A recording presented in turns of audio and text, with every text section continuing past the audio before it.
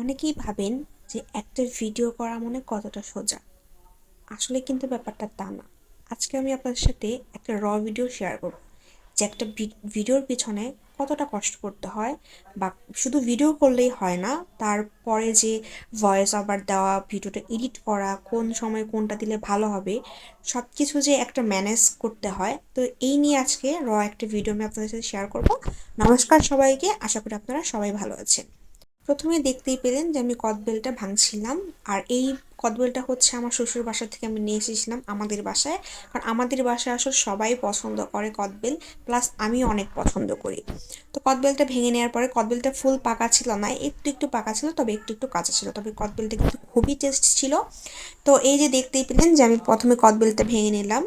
এরপর লবণ, কাঁচামরিচ একটু ডলে নিচ্ছিলাম। এখানে আমি 2টা কাঁচা লঙ্কা নিয়েছিলাম, আবার একটু শুকনো লঙ্কা গুঁড়ো দিয়েছিলাম ঝালের জন্য। এটা আপনারা আপনাদের ইচ্ছা মতন দিতে পারেন।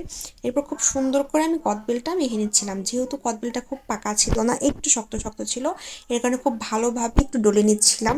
তো একটা ভিডিওর পিছনে আসলে অনেক কষ্ট করতে হয়। আর এই ভিডিওটা করার জন্য আমাকে হেল্প করেছে আমার ভাতিজা।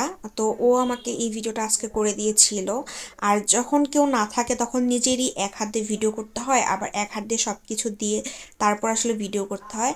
তো এই জিনিসটা খুবই কষ্টকর। যারা ভিডিও করেন বা এডিট করে, সব কিছু মিলিয়ে কিন্তু তাদের অনেক কষ্ট হয়। এরপর একটু চিনি নিয়েছি, চিনি দিয়ে খুব ভালোভাবে মেখে নিতে হবে।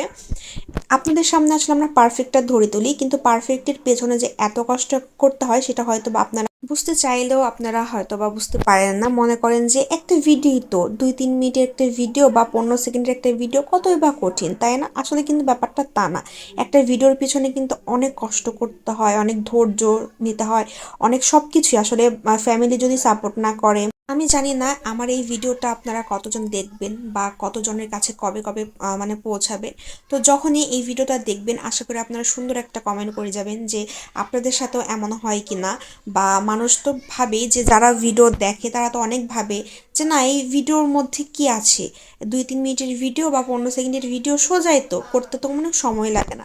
আসলে কিন্তু তা না। এই যে দেখতে পেলেন যে আমার কোনো পারফেক্ট হচ্ছে না, আমি বারবার নিয়ে পারফেক্ট করার চেষ্টা করছি, এই জিনিসটা কিন্তু, এই শর্টটাই কিন্তু অনেক সময় লাগে।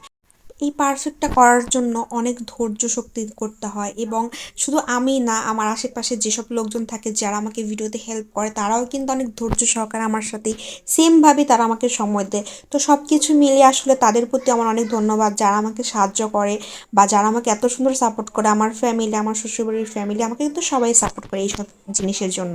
তো আজকের ভিডিওটি এই পর্যন্তই। ভালো লাগলে আমার ভিডিওতে লাইক ফলো করবেন। ধন্যবাদ সবাইকে।